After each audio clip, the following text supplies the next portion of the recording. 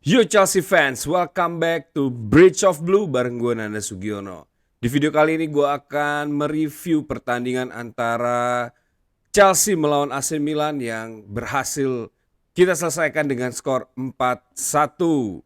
Sebelum mulai, buat kalian yang baru join jangan lupa buat subscribe, likes, dan komen video ini. Bantu gue buat sampai ke 10.000 subscriber di akhir tahun. Jangan lupa buat follow gue di Instagram karena gue selalu update informasi tentang Chelsea di channel gue. Dan sebelum gue mulai juga, gue ingin mengucapkan selamat dulu buat Crystal Palace yang berhasil mengalahkan skuad yang katanya serem banget Liverpool setelah memenangkan penalti ya sebagai juara Community Shield pertama dan mencetak sejarah ya buat Crystal Palace. Sekali lagi selamat buat Crystal Palace. Nah sebelum gue mulai juga nih ada beberapa informasi terupdate dari Fabrizio ya. Yang pertama itu adalah kepergian Renato Veiga yang sudah dikonfirmasi akan pasti ya dia akan keluar dari Chelsea di transfer window kali ini. Walaupun Liva Colwill itu sudah divonis akan absen selama satu musim ke depan, tapi penjualan Renato Veiga ini tidak berhenti ya. Talks to advance in the next days with several clubs keen after Atleti deal off. Jadi sebelumnya Renato Veiga ini diinformasikan akan bergabung dengan Atletico Madrid, tapi sampai saat ini belum ada update lagi ya mengenai transfernya Renato Veiga. Yes, semoga aja nih kita bisa menjual Renato Veiga ini dengan nilai transfer yang cukup lumayan supaya bisa mendapatkan financial booster lagi ya untuk merekrut mungkin ya center back lagi karena Maresca juga sudah meminta untuk mendatangkan center back baru untuk melapisi pertahanan Chelsea di musim ini ya.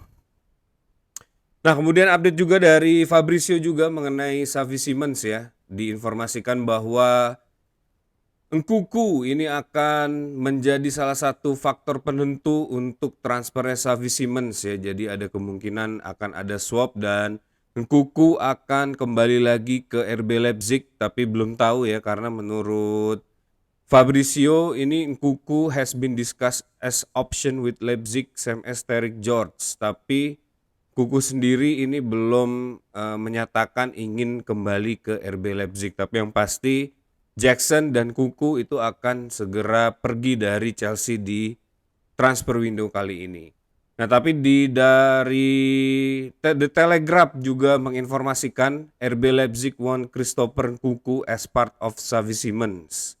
Nah, menurut The Telegraph, the structure of the deal for the swap and in particular how much cash Leipzig want for the Netherlands international remain to be seen. Jadi kalau menurut Telegraph ini RB Leipzig itu memberikan valuasi Xavi Simons itu di 60 juta pound sterling ya. Nah, tapi kita belum tahu nanti Kuku ini akan dihargain di nilai transfer berapa dan sisanya itu lah yang akan dibayarkan oleh Chelsea untuk merekrut Xavi Simons dan semoga aja di minggu-minggu ini kita bisa mendengar kabar baik mengenai Xavi Simons ya. Oke, kita lanjut aja ke preview pertandingan Chelsea melawan AC Milan ya. Begitu solid, begitu terengginas ya. Kita berhasil mengalahkan AC Milan 4-1. Walaupun di menit 20 kalau nggak salah ya. Itu back dari AC Milan mendapatkan kartu merah. Andre Kobis ya mendapatkan kartu merah setelah melanggar Joe Pedro di area final third dengan goal scoring opportunity dan akhirnya AC Milan hanya bermain 10 pemain sepanjang pertandingan dan Chelsea berhasil memanfaatkan situasi tersebut dengan memasukkan 4 gol ya, brace dari Liam Delap di menit-menit 60 ke atas. Dan seperti yang gue bilang di preview match, Liam Delap ini akhirnya berhasil membuat gol, brace malah ya, dan akhirnya berhasil memboost confidence dia untuk lebih terengginas lagi di musim ini ya bersama Chelsea. Dan Joe Pedro juga menciptakan gol, assist dari Pedro Neto ya untuk gol kedua. Dan gol pertama menurut gue ini adalah golnya Reece James karena ini adalah tendangan bebas dari Reece James yang akhirnya dihitung sebagai gol bunuh diri Andre Kobis ya. Jadi kalau gue melihat ini adalah skema yang sangat baik karena beberapa free kick taker kita itu Reece James dan Cole Palmer berhasil menunjukkan kemampuannya, peningkatan kualitas dalam melakukan eksekusi bola-bola mati, dan ini juga bisa menjadi salah satu faktor penentu nanti di musim ini ya untuk mengarungi Premier League.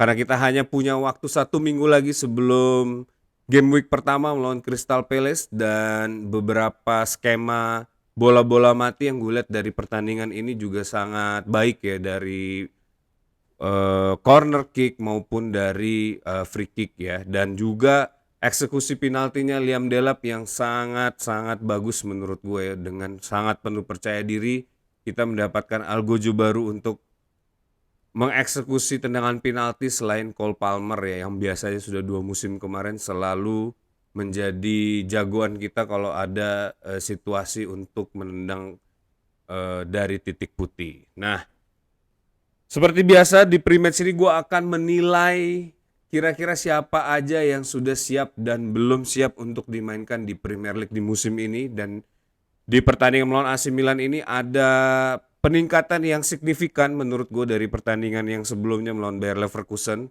Buat di goalkeeper ya Robert Sanchez, seperti yang kita lihat penampilannya masih sangat solid walaupun ada beberapa error yang hampir mengancam ya, tapi untungnya masih bisa dihalau oleh para pemain defense-nya Chelsea ya, sehingga tidak menjadi malapetaka buat Chelsea. Dan kelihatannya memang ada sedikit link up play antara dua center back kita dengan Robert Sanchez yang lebih paham mengenai situasi dan kelemahan-kelemahan dari Robert Sanchez ini. Dan gue berharap semoga dengan bantuan dari para defender ini Robert Sanchez bisa lebih pede dan akhirnya bisa lebih firm ya untuk menjadi number one goalkeeper Chelsea di musim ini. Nah, buat backline 4 ini ada Marc Cucurella, Trevoh Chalobah, terus Tosin Adarabioyo dan Reece James yang dimainkan dari menit awal ya, dan penampilannya juga sangat solid. AC Milan begitu kesulitan untuk menembus lini defense kita dari menit pertama ya. Dan menurut gue 4 pemain ini juga udah siap ya, dan seperti yang gue bilang juga di preview match bahwa formasi yang dimainkan oleh Enzo Maresca ini akan mencerminkan formasi kita di game week pertama ya. Dan betul ternyata untuk backline 4 ini Enzo Maresca menampilkan para pemain terbaiknya di pertandingan kali ini ya. Di lini tengah dimainkan duo power horse kita, Moises Caicedo dan Enzo Fernandez, dan keduanya juga langsung mengeluarkan kemampuan terbaiknya ya. Gue sangat puas banget melihat duet dua pemain ini dari musim lalu, dan ini akan menjadi sosok sentral menurut gue ya, dua pemain ini, dan semoga aja dua-duanya selalu fit di sepanjang musim ini ya, agar tidak terjadi turbulensi di lini tengah kita. Dan kalaupun ada turbulensi, gue yakin Dario Esugo dan Andre Santos ini bisa membuat balance permainan ya dengan komposisi yang ada sekarang ya. Dan 4 pemain ini, Moises Caicedo, Enzo Fernandez, Dario Esugo dan Andre Santos, menurut gue sudah siap untuk dimainkan di Premier League musim ini ya. Nah, buat di lini serang nih 3 pemain depan ini yang juga sangat menarik ya, walaupun Estevao tidak dimainkan dari menit awal, diganti dengan Pedro Neto, tapi Jimmy Gittens ini menunjukkan tajinya di pertandingan kali ini. Movement dia yang sangat cepat, cutting inside dia juga yang sangat baik, dan shooting dan passing yang bisa menjadi kipas ini juga sangat baik menurut gue di pertandingan kali ini. Jimmy Gittens, Cole Palmer, dan Pedro Neto ini menurut gue udah siap untuk bermain di Premier League buat musim ini. Dan Cole Palmer seperti yang kita lihat ya, kick tackingnya ini semakin baik. Di menit ke-20 dia sempat melakukan eksekusi tendangan bebas dari luar kotak penalti dan membentur mister gawang. Dan ini menurut gue sih bisa menjadi salah satu kartu as kita buat di musim ini ya, untuk mengeksekusi bola-bola mati atau set piece yang terjadi di luar kotak penalti. Belum lagi ada Reece James yang memang kemampuan tendangannya juga sangat baik ya, dan beberapa kali di musim lalu juga sempat menciptakan gol yang menurut gue spektakuler juga dari luar kotak penalti dan dari tendangan-tendangan bebas. Dan semoga aja dua pemain ini bisa menjadi pemain kunci nanti ketika kita ada deadlock dan kita mendapatkan kesempatan untuk mengeksekusi tendangan bebas, bisa menjadi gol dan akhirnya membuat Chelsea untuk terus melaju ya, menjuari Premier League di musim ini. Nah, menurut gue tiga pemain ini udah siap, ditambah lagi Estevao Willian yang wow, permainannya walaupun hanya bermain mungkin kurang dari 35 menit ya, tapi impact-nya begitu terasa, shooting on target dia dari luar kotak penalti dan asisnya ke Liam Delap. Menurut gue nih pemain bukan kaleng-kaleng ya, ini pemain muda 18 tahun yang direkrut dari Brazil. Bahkan Real Madrid pun merasa tertipu ya dengan merekrut Endrick bukannya Estevao, dan ini menurut gua akan menjadi hal yang sangat menarik nanti buat kita nanti ya, kiprahnya wonderkid Estevao Willian ini di Premier League ya di musim ini. Dan pastinya link up play-nya juga sangat baik ketika terjadi perombakan pemain di menit 60 ya. Estevao dimainkan, Terrick George dan Pedro Neto ini tidak mengubah intensitas serangan sedikit pun, bahkan menurut gue lebih banyak threat yang terjadi setelah ada pergantian pemain ini. Dan memang seperti yang dilakukan oleh Enzo Maresca di pertandingan melawan Leverkusen di menit ke-60 ke atas ini, Chelsea kelihatannya lebih agresif ya, baik itu dari sisi pressing dan serangan, dan ini mungkin akan sering dilakukan oleh Chelsea di musim ini. Dan impact-nya juga sangat terlihat ya, kita bisa membuat 2 gol yang dilesakkan oleh Liam Delap ya di menit-menit akhir, dan satu penalti yang diberikan atas pelanggaran dari Estevao Willian. Dan itu membuktikan adalah begitu high press-nya Chelsea dan begitu efektifnya lini depan Chelsea ini untuk melakukan trap ya terhadap lini pertahanan lawan. Dan ini juga bisa menjadi salah satu kunci juga untuk memenangkan pertandingan di Premier League di musim ini. Dan dua striker kita ya, João Pedro dan Liam Delap ini bermain sangat baik. Gue gak sabar untuk melihat dua pemain ini disandingkan bersama. Apakah Enzo Maresca bisa mengeluarkan eksperimen seperti itu?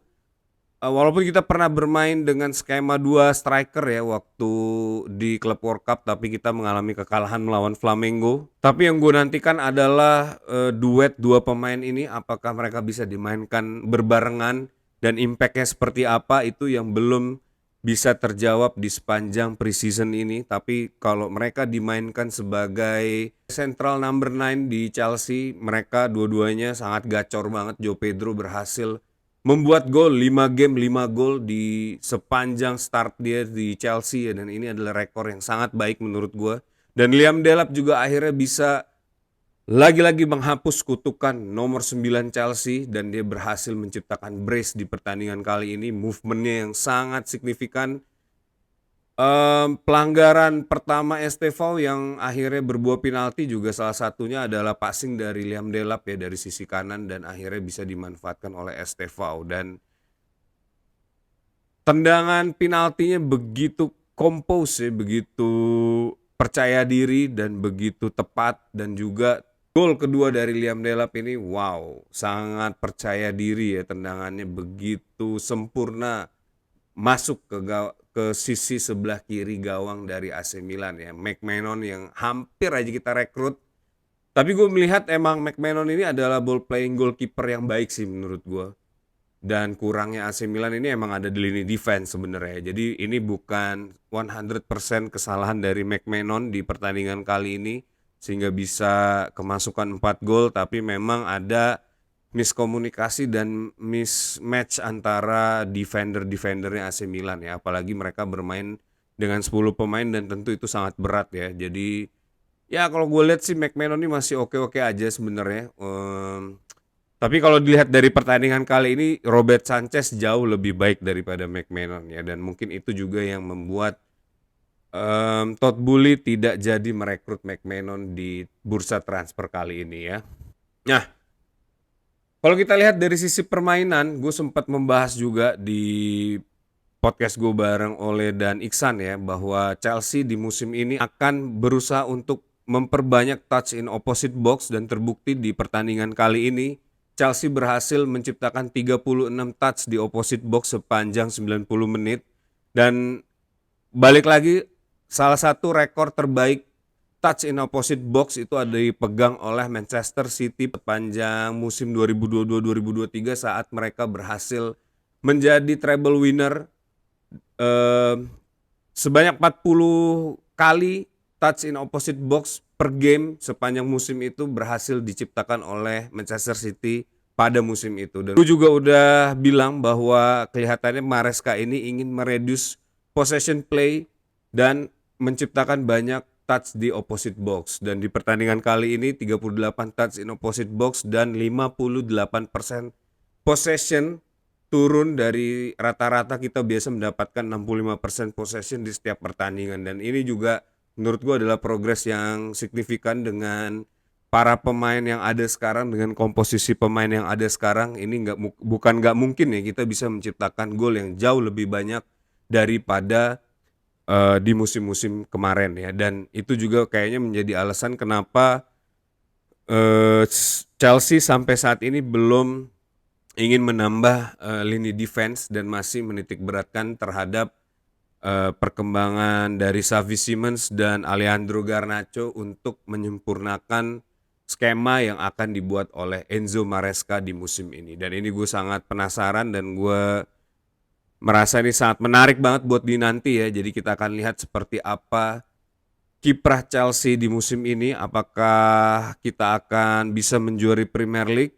Wah, gue cukup optimis ya, mungkin 90% ada chance kita buat mendapatkan juara Premier League. Tapi seandainya tidak ada kejadian-kejadian besar atau cedera-cedera panjang yang kembali terjadi di musim ini ya. Dan kelihatannya Enzo Maresca juga sudah mempersiapkan hal itu, salah satunya dengan heavy rotation yang akan dia lakukan di sepanjang musim ini ya. Nah, kalau menurut pendapat kalian bagaimana melihat pertandingan dari Chelsea melawan AC Milan ini? Kira-kira udah kebayang belum seperti apa Chelsea akan bermain di musim depan? Apakah Chelsea bisa menjuarai Premier League juga ya? Coba tulis di kolom komen di bawah ya. Nah, ini dia guys, rate the player gue kali ini ya. Gue hanya menilai untuk pemain-pemain yang sudah siap untuk dimainkan di Premier League musim ini. Jadi ini formatnya masih belum seperti biasa. Biasanya kita menilai dengan box berwarna ya. Ada warna merah, ada berwarna kuning, hijau, dan biru untuk pemain-pemain yang outstanding ya. Jadi buat yang baru join, nanti kita akan mulai di matchday pertama melawan Crystal Palace. Dan di season baru ini gue juga akan membuat satu konten yang menilai opportunity Chelsea untuk juara. Jadi gue akan mulai dengan 90% yang gue bilang tadi. Dan di setiap minggu kita akan merevisi apakah turun atau naik percentage untuk kemenangan Chelsea ini based on dari performa player dan game management dari Enzo Maresca. Jadi ada kemungkinan di minggu kedua chance-nya kemungkinan turun, ada di minggu berikutnya kemungkinan naik, dan seterusnya. Jadi ini bakal seru banget. Dan gue berharap semoga analisa gue bisa bermanfaat buat teman-teman semua. Jadi kalau ada fans-fans tetangga yang berisik, kita bisa langsung membalas dengan data-data yang valid tanpa asumsi-asumsi ya. Nah, ini dia video kali ini. Jadi jangan kemana-mana ya. Balik lagi bareng gue nanti, Nanda Sugiono, di video gue berikutnya. Buat kalian yang baru join dan suka sama video ini, langsung aja tekan tombol likes dan komen video ini. Jangan lupa juga buat subscribe ya, bantu gue buat dapetin 10.000 subscriber di akhir tahun. Kalian juga bisa follow gue di Instagram ya, @nandasugiono, untuk mendapatkan berita-berita dan informasi mengenai Chelsea ya di channel gue di Instagram. Sekian aja videonya, tetap dukung Chelsea. Once a blue, always be blue, up the Chelsea.